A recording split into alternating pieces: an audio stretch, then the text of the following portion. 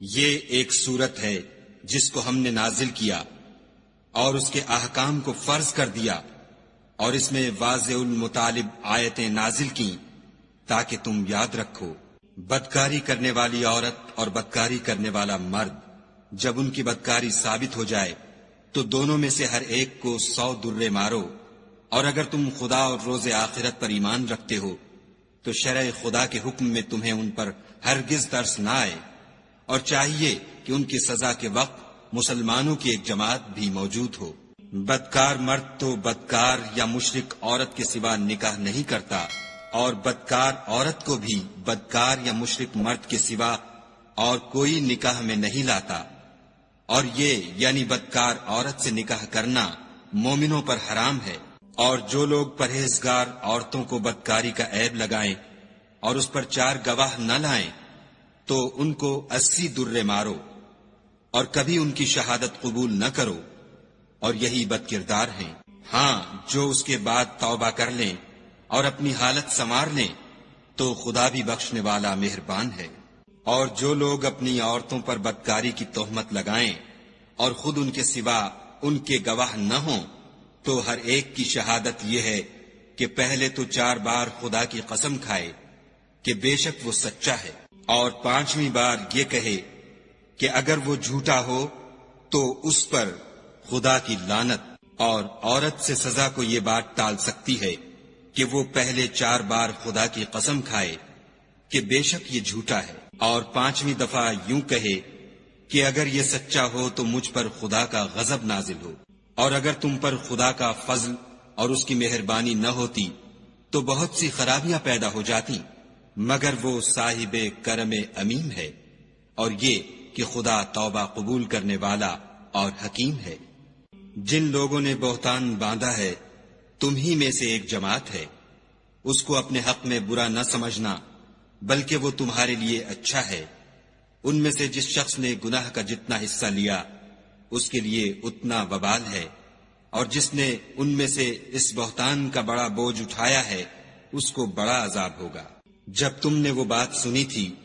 تو مومن مردوں اور عورتوں نے کیوں اپنے دلوں میں نیک گمان نہ کیا،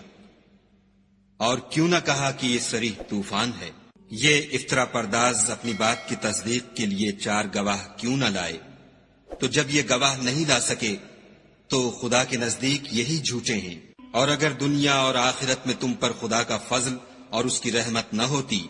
تو جس شغل میں تم منہمک تھے اس کی وجہ سے تم پر بڑا سخت عذاب نازل ہوتا۔ جب تم اپنی زبانوں سے اس کا ایک دوسرے سے ذکر کرتے تھے اور اپنے منہ سے ایسی بات کہتے تھے جس کا تم کو کچھ بھی علم نہ تھا، اور تم اسے ایک ہلکی بات سمجھتے تھے، اور خدا کے نزدیک وہ بڑی بھاری بات تھی۔ اور جب تم نے اسے سنا تھا تو کیوں نہ کہہ دیا کہ ہمیں شایع نہیں کہ ایسی بات زبان پر لائیں؟ پروردگار تو پاک ہے، یہ تو بہت بڑا بہتان ہے۔ خدا تمہیں نصیحت کرتا ہے کہ اگر مومن ہو تو پھر کبھی ایسا کام نہ کرنا، اور خدا تمہارے سمجھانے کے لیے اپنی آیتیں کھول کھول کر بیان فرماتا ہے، اور خدا جاننے والا اور حکمت والا ہے۔ جو لوگ اس بات کو پسند کرتے ہیں کہ مومنوں میں بے حیائی یعنی تہمت بدکاری کی خبر پھیلے، ان کو دنیا اور آخرت میں دکھ دینے والا عذاب ہوگا، اور خدا جانتا ہے اور تم نہیں جانتے۔ اور اگر تم پر خدا کا فضل اور اس کی رحمت نہ ہوتی تو کیا کچھ نہ ہوتا، مگر وہ کریم ہے، اور یہ کہ خدا نہایت مہربان اور رحیم ہے۔ مومنو، شیطان کے قدموں پر نہ چلنا، اور جو شخص شیطان کے قدموں پر چلے گا تو شیطان تو بے حیائی کی باتیں اور برے کام ہی بتائے گا۔ اور اگر تم پر خدا کا فضل اور اس کی مہربانی نہ ہوتی تو ایک شخص بھی تم میں پاک نہ ہو سکتا، مگر خدا جس کو چاہتا ہے پاک کر دیتا ہے، اور خدا سننے والا اور جاننے والا ہے۔ اور جو لوگ تم میں صاحب فضل اور صاحب وسعت ہیں وہ اس بات کی قسم نہ کھائیں کہ رشتہ داروں اور محتاجوں اور وطن چھوڑ جانے والوں کو کچھ خرچ پات نہیں دیں گے۔ ان کو چاہیے کہ معاف کر دیں اور درگزر کریں۔ کیا تم پسند نہیں کرتے کہ خدا تم کو بخش دے؟ اور خدا تو بخشنے والا مہربان ہے۔ جو لوگ پرہیزگار اور برے کاموں سے بے خبر اور ایماندار عورتوں پر بدکاری کی تہمت لگاتے ہیں ان پر دنیا اور آخرت دونوں میں لعنت ہے اور ان کو سخت عذاب ہوگا، یعنی قیامت کے روز جس دن ان کی زبانیں اور ہاتھ اور پاؤں سب ان کے کاموں کی گواہی دیں گے، اس دن خدا ان کو ان کے اعمال کا پورا پورا اور ٹھیک بدلہ دے گا، اور ان کو معلوم ہو جائے گا کہ خدا برحق اور حق کو ظاہر کرنے والا ہے۔ ناپاک عورتیں ناپاک مردوں کے لیے ہیں، اور ناپاک مرد ناپاک عورتوں کے لیے، اور پاک عورتیں پاک مردوں کے لیے ہیں، اور پاک مرد پاک عورتوں کے لیے۔ یہ پاک لوگ ان بدگوئیوں کی باتوں سے بری ہیں اور ان کے لیے بخشش اور نیک روزی ہے۔ مومنو، اپنے گھروں کے سوا دوسرے لوگوں کے گھروں میں گھر والوں سے اجازت لیے اور ان کو سلام کیے بغیر داخل نہ ہوا کرو، یہ تمہارے حق میں بہتر ہے، اور ہم یہ نصیحت اس لیے کرتے ہیں کہ شاید تم یاد رکھو۔ اگر تم گھر میں کسی کو موجود نہ پاؤ تو جب تک تم کو اجازت نہ دی جائے اس میں مت داخل ہو، اور اگر یہ کہا جائے کہ اس وقت لوٹ جاؤ تو لوٹ جایا کرو، یہ تمہارے لیے بڑی پاکیزگی کی بات ہے، اور جو کام تم کرتے ہو خدا سب جانتا ہے۔ ہاں، اگر تم کسی ایسے مکان میں جاؤ جس میں کوئی نہ بستا ہو اور اس میں تمہارا اسباب رکھا ہو تو تم پر کچھ گناہ نہیں، اور جو کچھ تم ظاہر کرتے ہو اور جو پوشیدہ کرتے ہو خدا کو سب معلوم ہے۔ مومن مردوں سے کہہ دو کہ اپنی نظریں نیچی رکھا کریں اور اپنی شرم گاہوں کی حفاظت کیا کریں، یہ ان کے لیے بڑی پاکیزگی کی بات ہے، اور جو کام یہ کرتے ہیں خدا ان سے خبردار ہے۔ اور مومن عورتوں سے بھی کہہ دو کہ وہ بھی اپنی نگاہیں نیچی رکھا کریں اور اپنی شرم گاہوں کی حفاظت کیا کریں، اور اپنی آرائش یعنی زیور کے مقامات کو ظاہر نہ ہونے دیا کریں مگر جو اس میں سے کھلا رہتا ہو، اور اپنے سینوں پر اوڑھنیاں اوڑھے رہا کریں، اور اپنے خامند اور باپ اور خسر اور بیٹوں اور خامند کے بیٹوں اور بھائیوں اور بھتیجوں اور بھانجوں اور اپنی ہی قسم کی عورتوں اور لونڈی غلاموں کے سوا نیز ان خدام کے جو عورتوں کی خواہش نہ رکھیں، یا ایسے لڑکوں کے جو عورتوں کے پردے کی چیزوں سے واقف نہ ہوں، غرض ان لوگوں کے سوا کسی پر اپنی زینت اور سنگار کے مقامات کو ظاہر نہ ہونے دیں، اور اپنے پاؤں ایسے طور سے زمین پر نہ ماریں کہ جھنکار کانوں میں پہنچے اور ان کا پوشیدہ زیور معلوم ہو جائے۔ اور مومنوں، سب خدا کے آگے توبہ کرو تاکہ فلاح پاؤ، اور اپنی قوم کی بیوہ عورتوں کے نکاح کر دیا کرو، اور اپنے غلاموں اور لونڈیوں کے بھی جو نیک ہوں نکاح کر دیا کرو۔ اگر وہ مفلس ہوں گے تو خدا ان کو اپنے فضل سے خوشحال کر دے گا، اور خدا بہت وسعت والا اور سب کچھ جاننے والا ہے۔ اور جن کو بیاہ کا مقدور نہ ہو وہ پاک دامنی کو اختیار کیے رہیں یہاں تک کہ خدا ان کو اپنے فضل سے غنی کر دے۔ اور جو غلام تم سے مکاتبت چاہیں، اگر تم ان میں صلاحیت اور نیکی پاؤ تو ان سے مکاتبت کر لو، اور خدا نے جو مال تم کو بخشا ہے اس میں سے ان کو بھی دو۔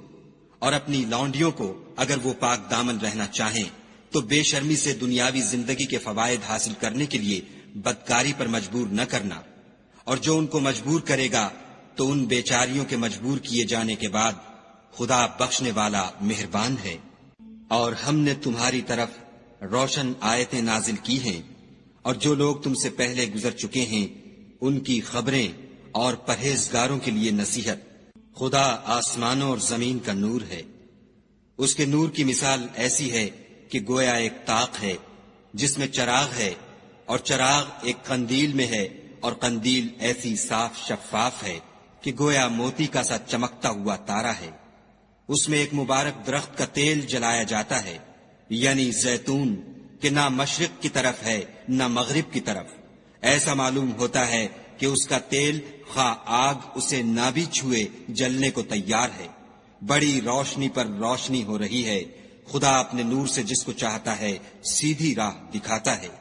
اور خدا جو مثالیں بیان فرماتا ہے تو لوگوں کے سمجھانے کے لیے،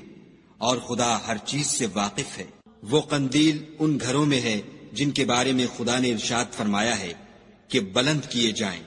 اور وہاں خدا کے نام کا ذکر کیا جائے، اور ان میں صبح شام اس کی تسبیح کرتے رہیں، یعنی ایسے لوگ جن کو خدا کے ذکر اور نماز پڑھنے اور زکوٰۃ دینے سے نہ سوداگری غافل کرتی ہے نہ خرید و فروخت، وہ اس دن سے جب دل خوف اور گھبراہٹ کے سبب الٹ جائیں گے اور آنکھیں اوپر چڑھ جائیں گی ڈرتے ہیں، تاکہ خدا ان کو ان کے عملوں کا بہت اچھا بدلہ دے اور اپنے فضل سے زیادہ بھی عطا کرے، اور خدا جس کو چاہتا ہے بے شمار رزق دیتا ہے۔ اور جن لوگوں نے کفر کیا ان کے اعمال کی مثال ایسی ہے جیسے میدان میں ریت کہ پیاسا اسے پانی سمجھے،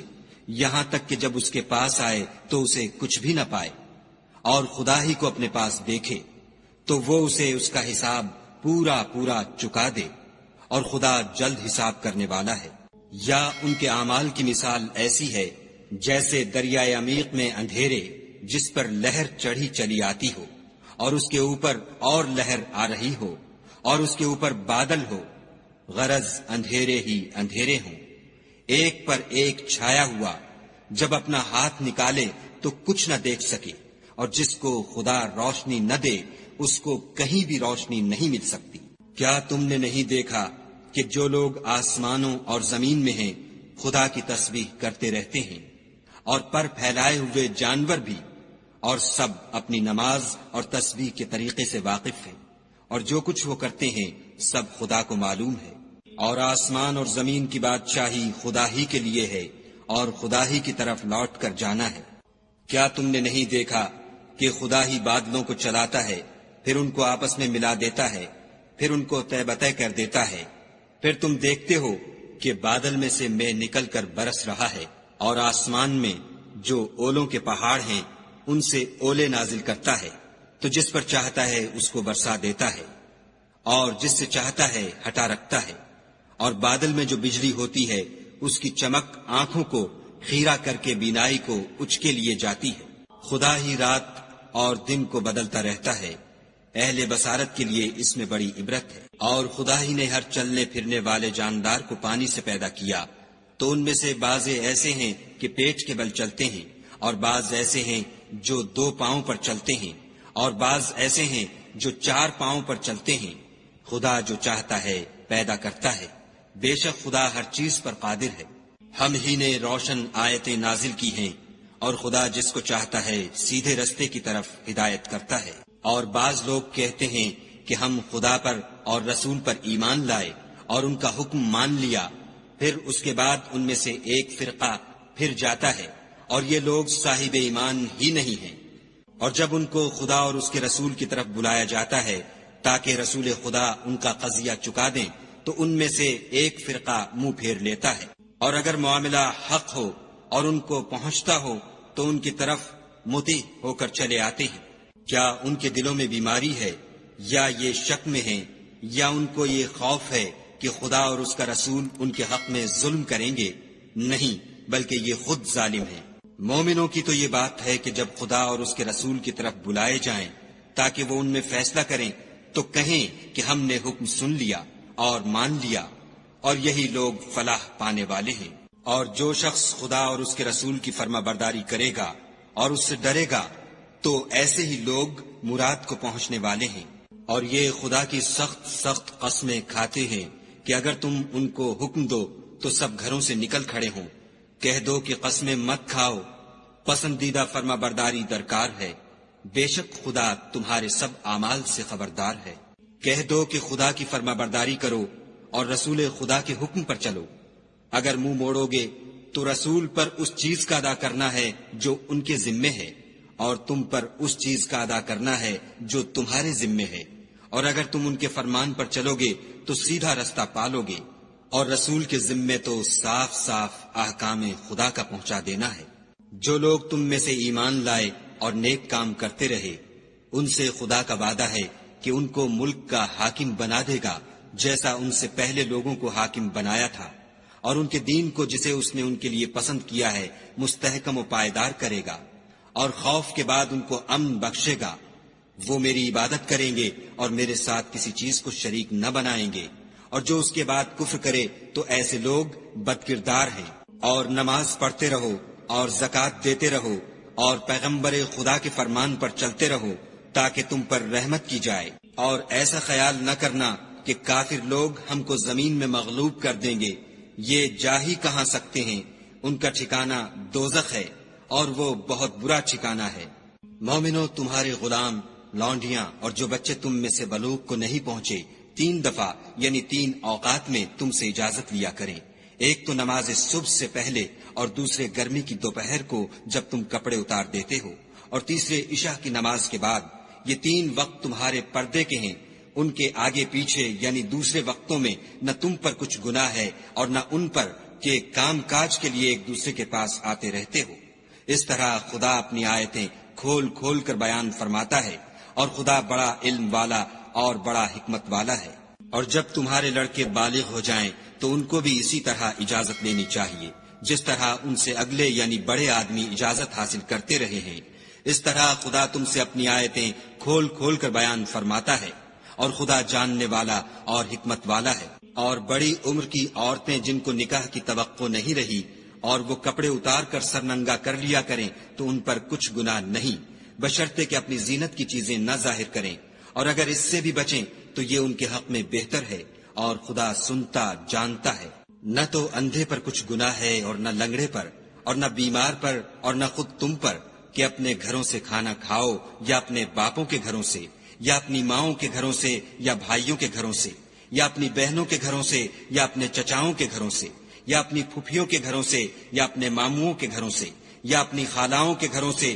یا اس گھر سے جس کی کنجیاں تمہارے ہاتھ میں ہوں یا اپنے دوستوں کے گھروں سے، اور اس کا بھی تم پر کچھ گناہ نہیں کہ سب مل کر کھانا کھاؤ یا جدا جدا۔ اور جب گھروں میں جایا کرو تو اپنے گھر والوں کو سلام کیا کرو، یہ خدا کی طرف سے مبارک اور پاکیزہ تحفہ ہے۔ اس طرح خدا اپنی آیتیں کھول کھول کر بیان فرماتا ہے تاکہ تم سمجھو۔